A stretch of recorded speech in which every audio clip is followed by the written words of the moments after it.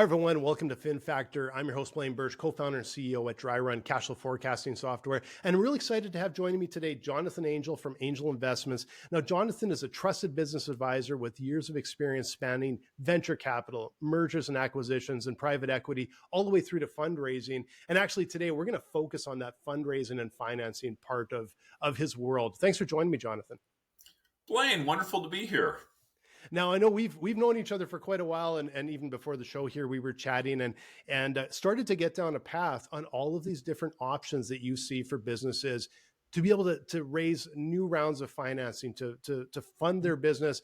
And there's a lot of ways that are a little bit more innovative than just the straight, let's go to the bank and ask them and get turned down. So I want to dive into a little bit of that. What are some of these options? Let's dive right in and see what it is.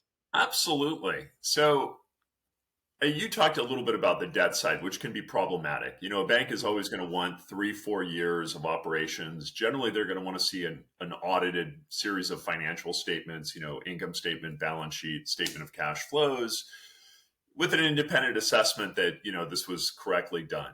As you said, there are other ways to go. Operationally, what I like are things that don't even impact the cap table if you can get them. Can you basically get prepaid for some services? So a lot of times companies, when you're going to work with somebody, you come up with a discount or some way that essentially they'll prepay you for it.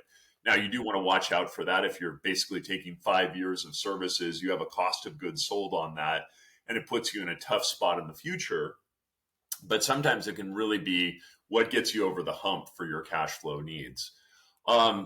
Some of the other things also, there are ways that you can go and, whether it's going to be a factor potentially, which can be kind of expensive because a lot of times you're looking at like a 1.5% per month, which when you do the 12th power ends up being like 20% plus. Yep. Sometimes that can work for you. But what I would say, there's also places you can go to that a lot of CFOs may not know about. And that's either accredited investors.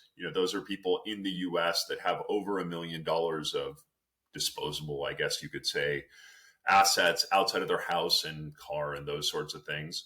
Or you could go to private equity if you're big enough. Now, technically, a lot of times you wouldn't even really go there unless you probably have, I think now it's probably around $10 million in revenue. So a small business owner, really, that's not accessible to them. But there are family offices and there are other ways that you can go about doing it. So what I would say is for CFOs looking to kind of find a way to bridge their financing, there's a lot of ways to do it. And I'm in Silicon Valley, in the greater Silicon Valley. So a lot of the companies I deal with are technology. So, when you and I worked together in the past, we saw that, venture capital and accredited investors were a piece of that strategy. So now I want to unpack a few of those with a little bit of detail because I know there's CFOs out there. I'm just rolling them out. Yeah. It's great to get a bit of that overview. And then I know there's a lot of CFOs that are like suddenly land in a new position and they're like, yeah, I came from over here. This is new to me.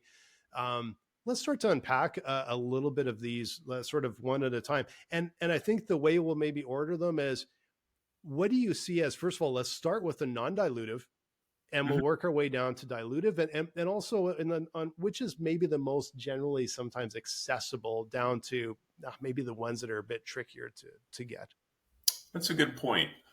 The easiest ones to get in general are going to be something where it doesn't really depend upon your balance sheet to get them. So factoring would be a great example, or asset-based loans, where you're taking a series of future cash flows and you're getting a chunk of cash today. A lot of that is going to be based on the contract. It's going to be based on the financial strength of your counterparty. So clearly, if you're dealing with like the US federal government, that's going to be quite strong. So you can probably get around a 90% advance rate. Well, that's pretty good, right? So if somebody can basically take a year's worth and bring it to today, a lot of times that may be worthwhile. However, you pay for that flexibility, and that's just the way that it goes. again, depending on the size of the company, you can get kind of creative. So I've seen founders that kind of put up their personal assets, because the difference between the company and their assets tends to be nebulous at best. Let's just put it there. If you're a more formal corporation, I probably would look into, now again, a formal corporation, I do think of it as being around for a while, having some sort of financial statements. Typically, let's say that even if you'd had a bad year, in general, you've shown a positive EBITDA and ways to pay back interest as well as the principal. So kind of, that factoring, asset-based lending, then I kind of put banks probably would be where I would go. There are ways also, again, depending on the network of the CFO and who they're working with, to go to high net worth individuals or funds.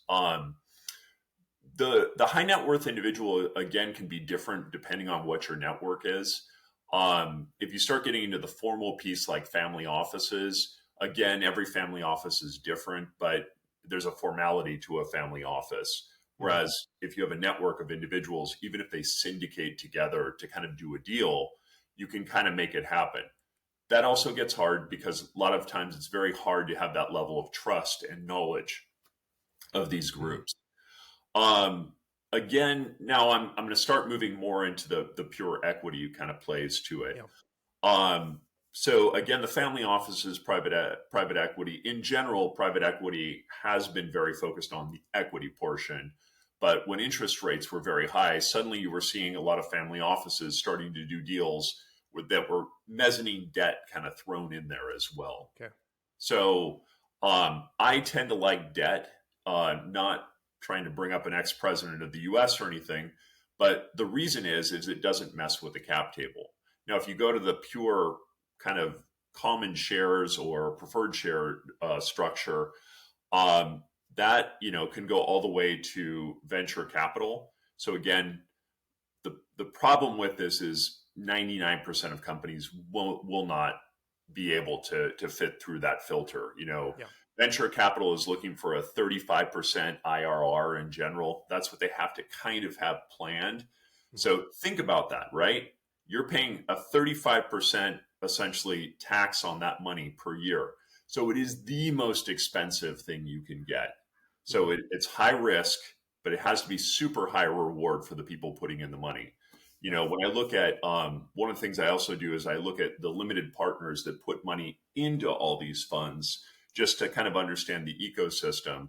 And those limited partners, as they're making these, giving the money to the venture capital and the other funds, they have to also be looking at a really high rate of return. So there's kind of, risk return is what we see in the finance side. So I don't know if that helps a little bit understand the complexities there. Yeah, it does. And there's, like you said, there's strings tied to all of it, right? Like some of them are just so difficult. And I do want to actually dive in. I'm going to go just a tiny bit off the track here, because I think a couple of months ago we were having a conversation and we were talking a little bit about partnerships. And when you mentioned sort of just the word partnerships, also it popped to the front of my mind is that maybe some of these businesses could have some potential in maybe a limited investment, or even taking steps towards an acquisition that they maybe haven't looked at from a partner. And maybe you can speak to that a little bit. Yeah. So one of the things, a large part of my career really started in the M&A space. The first real job I had coming out of college probably was a little stretch for what I had talent wise, but I was a plant manager and I did that at like the age of 25. That company got sold to a large multinational, and it was kind of a disastrous M&A because you had a small scrappy company that was acquired by a Fortune 500. And so the culture clash almost immediately was big. All the things that made the company really good to work for and even financially viable were taken away by this acquisition.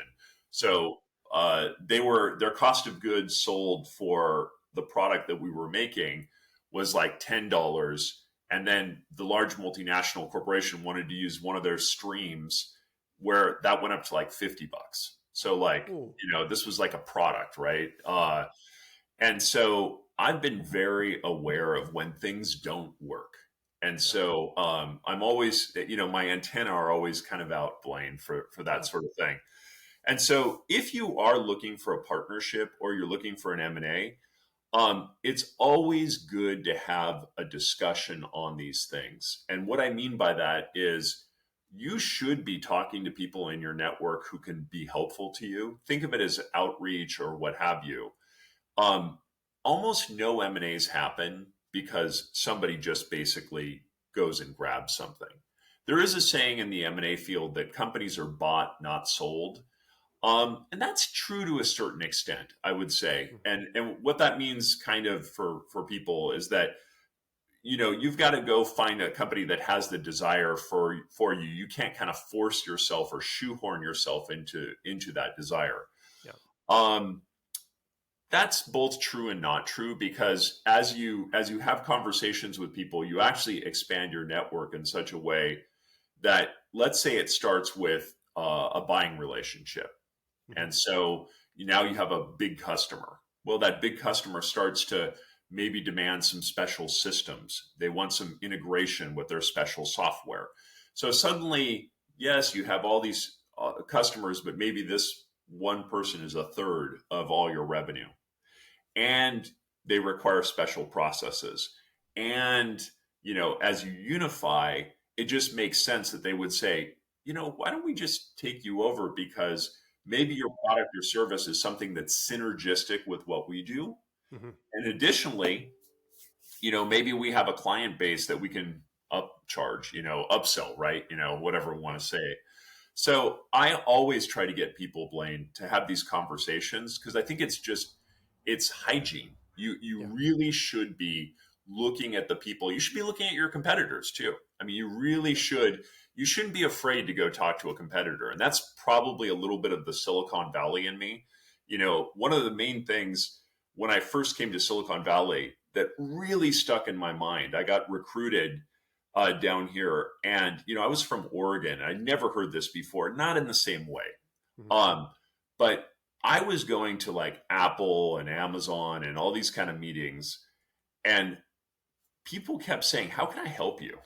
And I was, we're competitors. I'm working for Philips, and we're in this field of, it's cutthroat competition, and people just kind of cut through it. They just like, well, yeah, our companies may be doing stuff up here, but you and I can have a relationship. And so I just realized the value of getting a network, talking to people, not closing doors. So my recommendation is always, if you're any kind of company, anywhere within, at whatever layer, you don't have to be the CFO. You could be an accountant. You could be anybody. You should be thinking about, how can my network kind of help the business, because that helps me too. And so I think that you just really need to be aware, if you're a company and you're in a position where you want something. We learn this as children. We don't ask for something, we offer something. Because when we offer something, then the theory of reciprocity says you want to give me something. And so I really think that if you're a company and you think that in the future, you might be running into problems, or that's not even running into problems, you should be out looking for great clients that could turn into a deeper, more involved relationship that could do this in the end. So, a lot of people look at it M&A and they go, wow, $3 billion happened for this. If you go into the details of that, those people knew each other and did business over a number of years.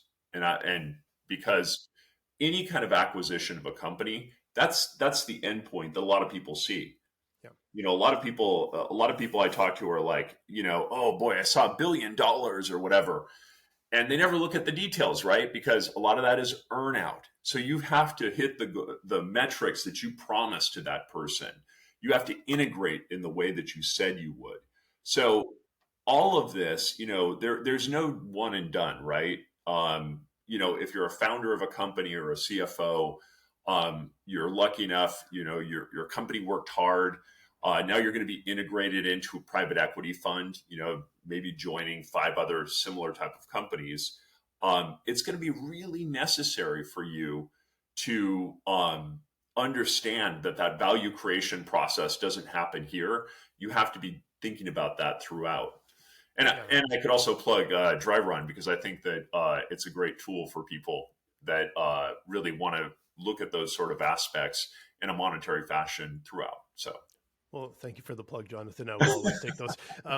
This is it's amazing how often this conversation comes back, especially amongst entrepreneurs, is that people do business with people, and that has not changed. All of these things, Never will.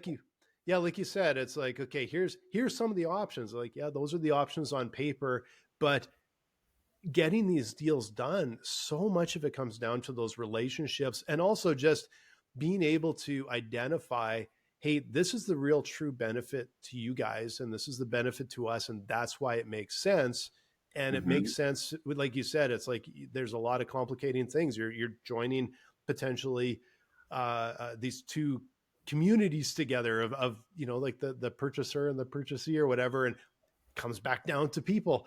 And what do you see? First of all, a couple of things of what were some of the dangers or problems you've seen in the past when that sort of bypass or the people side didn't work, and how can, what steps can people take to improve their odds of some sort of relationship working like that? It's a great point. I'm a couple that really hit me are just culture.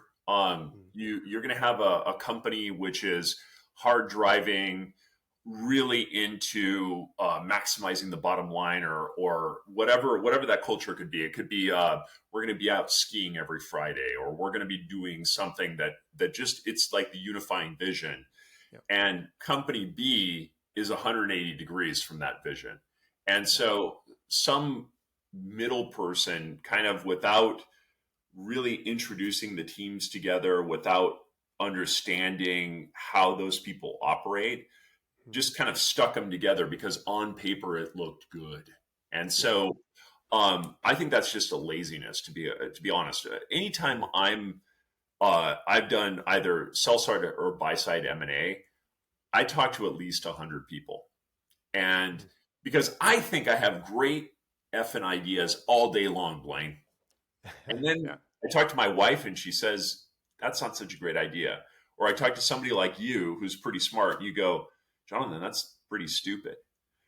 So you need a big group to basically, and don't just trust yourself. I mean, even if you're the CEO of the company, try to get some other viewpoints outside of maybe the broker who you're working with, or if you're doing it yourself, which a lot of CEOs have good networks and probably could do it.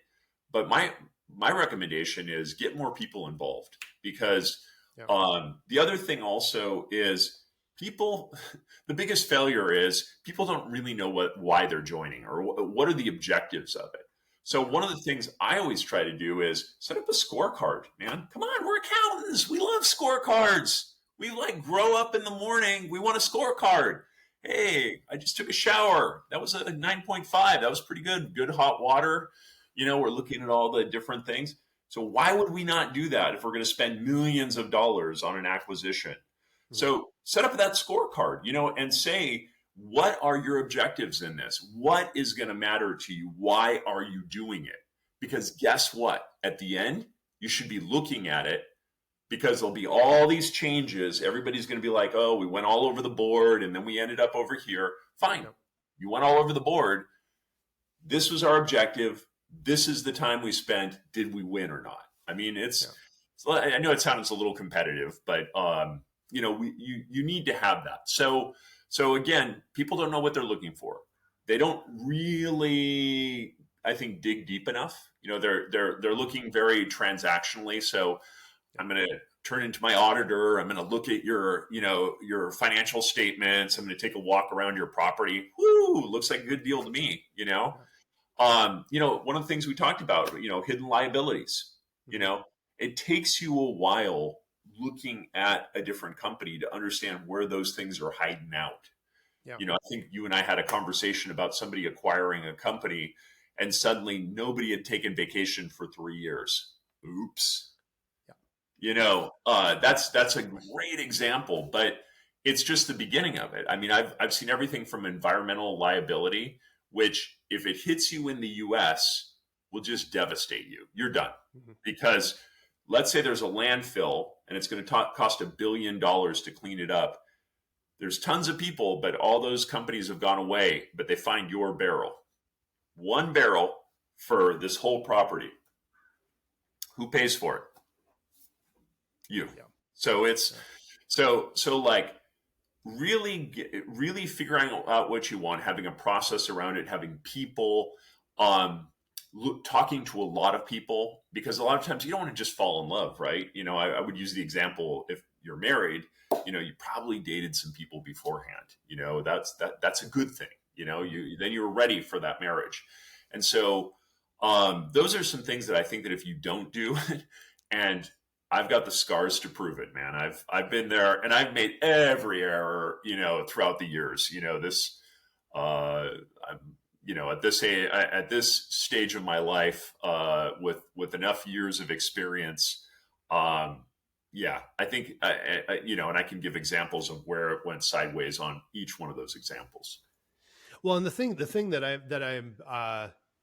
it sort of highlights to me is, like you said, when it's on paper, it might look good, but there's the success of the deal, like after the fact. Yes. But really tied to it is also the success of actually getting the deal. So it's like there's no excuse for not understanding all of this and talking with everybody, because it can trip you up in both places, right?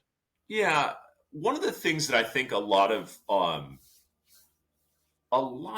business owners, a lot of CFOs, everyone in business, like we love to stand on the fact that I'm a CPA and that really means something because when I say it, it's the truth.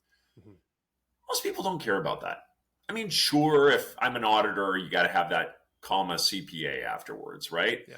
But in most areas of our life, if you're a lawyer, if you had training as a lawyer or an accountant, like people don't really care. Yeah. What people care about, Blaine, is they care about storytelling. So I think one of the areas that both will motivate teams, get you to the finish line, get you what you want with other people, is to have a story. Mm-hmm. Get excited about what you offer. Get excited about what there is. Join those two together. Don't let the story and the excitement overcome what it is you're looking for. So again, we got that sheet of paper, right? Got the mm-hmm. kind of Bible we can go back to. Yep, check number 4. Yep, we're right on there. Mm-hmm. But I truly think that for the number one thing, and I work with a lot of CFOs in different industries, and the most effective ones are the ones that can tell stories, because those grab me, right? Mm-hmm. Our EBITDA was 20% extra this month compared to last week, and I really feel that we have a high potential. Come on, nobody wants to hear that, right? Yeah. But if you can talk about why those numbers matter and why they're important, that audience is infinite. Yeah. we eat it up as people. We consume stories. That's what we do. If you're on your phone or you see your kids, what are they doing? They're filling their heads with stories and videos and all that sort of thing. So as you talk about this, I really do hope a lot of people, whether you're looking for financing, whether you're looking for a deal or joint venture or anything, have that joy for what it is that you do and go talk to people. Because the truth is, it's very hard to do everything yourself. Sure, we might have the business version of Warren Buffett that's going to go through all the numbers himself with no help. And I'm not sure I'm completely buying it, because I bet Warren Buffett has some people preparing him some numbers, right? Yeah.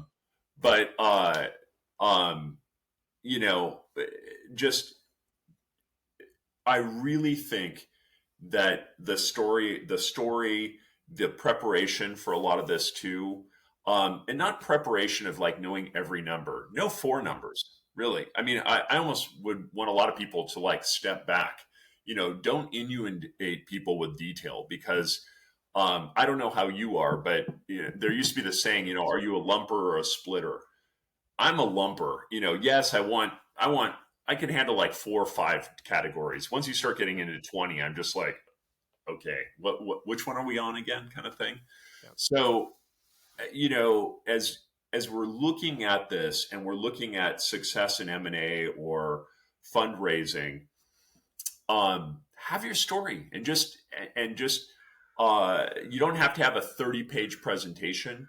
So typically the process for fundraising, M&A, all these sorts of things are, you're going to have a circle of people you already know.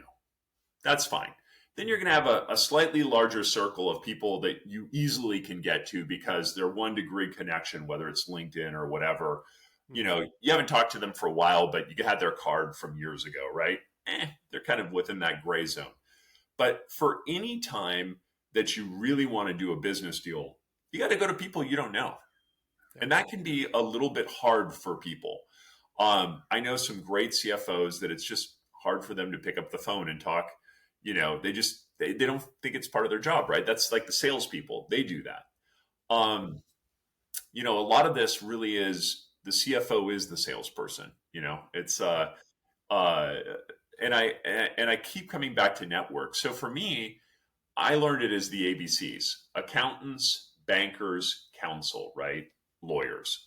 Mm-hmm. And when I look at accountants, I used to think of them really as auditors and then Big Four and then all the other things. But now with data, some of that's kind of like I'm almost putting into it like an accounting kind of box, right?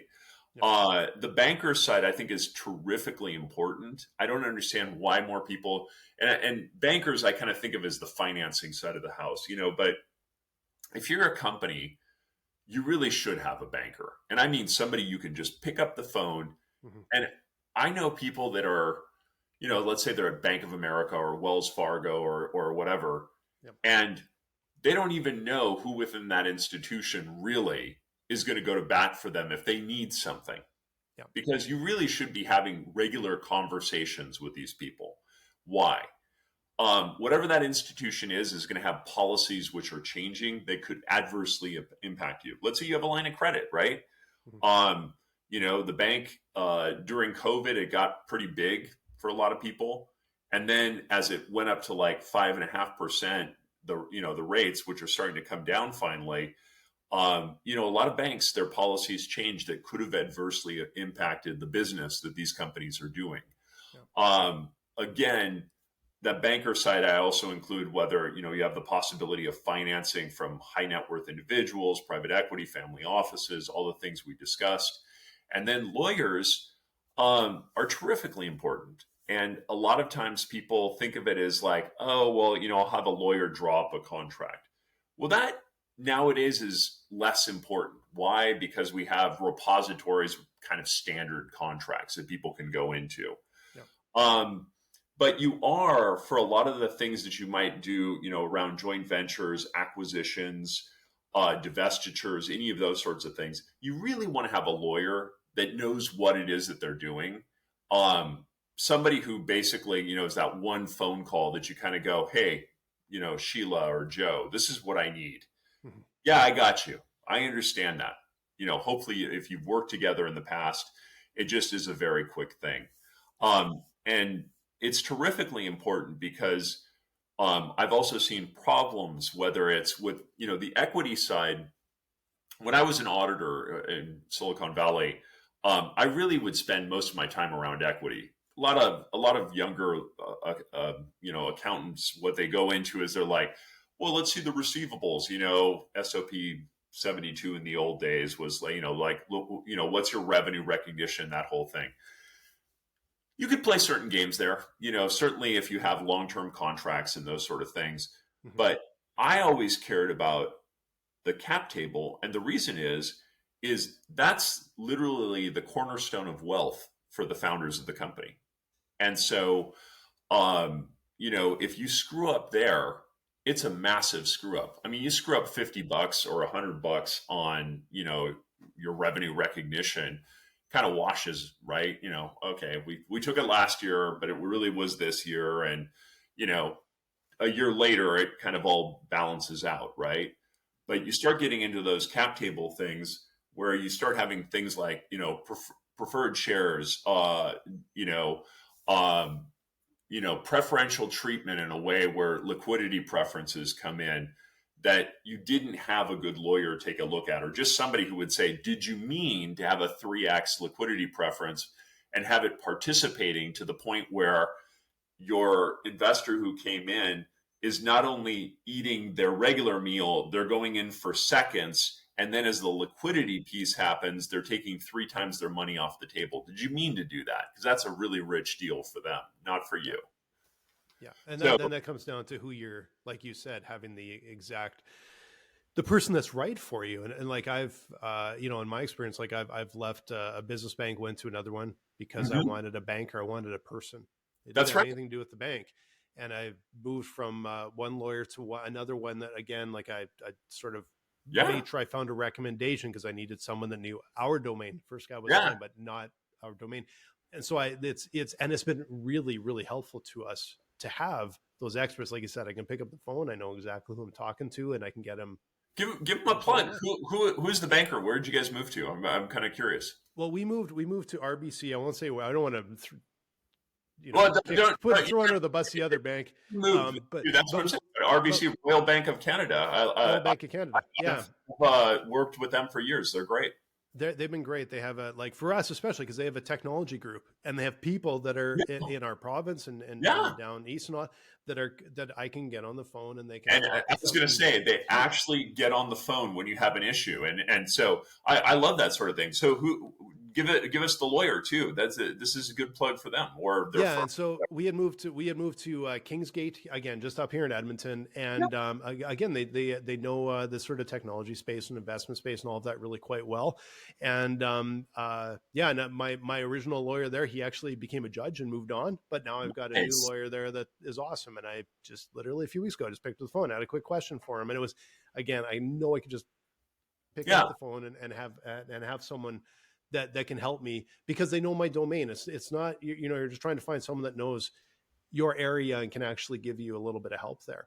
I wanted to, because I know like we've covered a lot of really great stuff here, but I think that before we sort of end it, what I wanted to do is just take a few minutes here to go into a little bit of like the Coles Notes version. If I'm a CFO, I've just joined maybe a business that is an area I'm not as familiar with. And they're like, we got to raise some funds.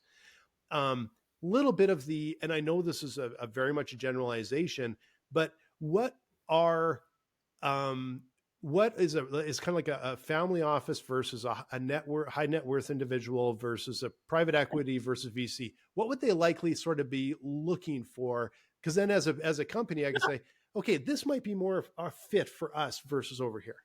Yeah.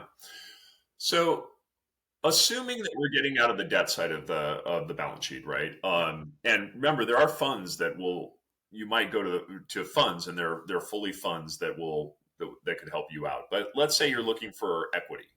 For some reason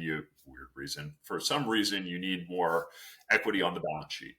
The easiest is always going to be, and again, it's kind of a numbers thing here too. So private equity is something where it's big numbers, and typically you have to look at control issues. So let's say you're a $10 million company, $2 million EBITDA. You're in an industry where it's a 5x multiple to EBITDA. So I'm just keeping easy math. 10 million. You could probably begin looking at certain very specific private equity, but a lot of times they're looking for higher numbers. So the threshold to get into, on the radar of private equity can be fairly high. Number two is, what is your desire? Private equity, generally what they want is they want a majority stake, but the owner still kind of stays, the owner and team stay on. So it can be, it's really good for people that are kind of thinking about leaving the business within a certain timeline. Some of the numbers in the US is we have about $10 trillion of businesses changing hands that are expected from the boomers. They're still working, and it's going to go they expect the next 10 years basically is going to be just a deluge of companies. Mm. So a lot of companies are being acquired. A lot of sellers, not so many buyers out there. Okay. But if you're a company and let's say the management team wants to stick around, right? They're not looking for the exit right now. They're just looking for growth capital. So an accredited investor is probably your easiest way, but it's hard to get the numbers, right? So if somebody's worth $1 million, they can't put $1 million into your project because they have other financial commitments. So typically nobody is going to put in over like 5%. So maybe you might be looking at getting 50 grand. So, okay, how many people are you going to have to reach out to? That's where this comes in. So you do the math. So you're looking for $2 million. Everyone is 50. Well, now we got 40 people, we're sitting around with. So, and then it gets a little unwieldy, right? So then what vehicle are you going to use? In the old days, Angel List used to be a pretty good tool that you could use. I don't think that I can give it quite the recommendation that I would have like 8 years ago. So a lot of times people will do something like an LLC. So essentially they'll put shares into it. Then all the investors get a piece of the LLC. That way you're not running into problems if you have hundreds of different investors for some syndicate that you did. Now, if you can get into a family offices are coming every variety under the sun. They're literally usually some wealthy person in the past or still living, made a lot of money. And so now they have kind of semi-professional guidance. And I really mean semi-professional because some I've seen are up there with Goldman Sachs. I mean, they're spot on. And I've seen literally the guy in the bathrobe who listens to your pitch in the kitchen and writes you a check right there. So, and the variety of family office, there used to be a saying that the middle market, lower middle market, where a lot of this action is happening that we're talking about, is the bazaar, BAZAAR, of the bizarre, BIZARRE. And so family offices really fit that bill. Just everyone's different. But there are ways you can network with them. So the Family Office Association of America and others that I've spoken to in the past. So then you get into things like hedge funds. Typically, those would be for public companies, or if you're going to go public quite soon. So that might be an opportunity as well. What I would say is, depending on the size and complexity of the deal, what you're trying to do, I always like to think of it, there's lots of ways to skin a cat, and every company is different. So you really should be looking for a type of money that best suits you. Again, I'm very biased towards sales revenue. I love it, even if you have to give it discount, or if you're dealing with a big company and you have a needed item or software or something, a lot of times they'll do business. Oh, you're going to give us a 10% discount or 20% discount. We can see about prepaying you for 3 years based on that. If you can do it. And again, what's the strength of your relationship? What is the sales like? How competitive are you? If you're doing something that like they can't kind of get around, they're always willing to talk about that kind of stuff. And then, we can always talk about, the banker debt side of the equation. I do like to mix, I got to be honest. One of the things that Silicon Valley has come up with, which is venture debt. It's a slightly different item. It's very much a mezzanine type of debt. And so they know it's a high risk loan. So what they do is they go for warrant coverage. And warrant is a fancy word of saying options for your own company, basically. So the difference between an option and a warrant is there's options trading. There's no warrant trading because it's just a company basically giving options to their own stock. But venture debt is one of those things where you get actual debt. And instead of having a massive interest rate, as it would if it were just a regular debt covenant, what you instead do is you give some options to sweeten it and reduce the interest rate. But there's a lot of ways to do things that are kind of like that. And so if you're a company, and it also depends where you're at. And so one of the companies I'm working with right now, I have like 4 term sheets for them. And they're the best term sheets they're going to get because of the position they're in. There's just, we've gone to talk to every bank. We've talked to every medium-sized bank, big bank, medium-sized bank, best lenders, best, hard loans, best asset-based lending, factoring. They're getting the best that they're going to be able to get in their financial situation. Yep. But from that, the better you're doing, the more options you're going to have. And so I think it's just really important for a CFO to think, you want to look at every option. There's just no other way to put it, because a lot of times, going to the bank seems like the best alternative. And if you can get it, it's great. If you can get essentially a 5% interest loan, no bullet terms where you have to pay it all back at once, no balloon payments or anything like that. 9 times out of 10, it may be the best you can get. But one of the things, like you saw with RBC, is you want to have that relationship with somebody who can kind of walk you through that for the bank. And generally, bankers won't really get crazy or think of alternatives, but a lot of times they can say, well, our bank can't do that, right? So then you try to find something different. So, I think this has been a really terrific kind of overview. I think the other thing that becomes a bit apparent, if you're CFO and you're in a company and you're looking at, okay, we've got to, here's some of the paths we might want to take. There's also the opportunity to say, okay, I kind of have a bit of an idea, and I need someone like you, Jonathan, to help me through it. Yeah, and how do they get in touch with you? Thing. Yeah, so it's funny because my background is I'm one of the few Americans that grew up in like 6 different countries when I was younger, and so I've always been a fan of entrepreneurs. I remember drinking Coca-Cola in Guatemala and thinking, wow, this is cold the same way it is in Mexico and in Texas and in Oregon when I'm back there. And so what I'm saying is I love the game. I love this. So if anybody has any questions, just reach out. Love to talk with people about, solving problems around finance. It's so much fun. It's, and I think it can be really helpful for people just to have a different set of eyes. We're thinking about doing this. Yeah. So do you want me to plug like website, my email, or aren't you going to give that out? Or I will put I'll put your LinkedIn, your website, everything in the show notes. And but yeah, people can you're easy to track down. Jonathon Angell on LinkedIn, 2 L's.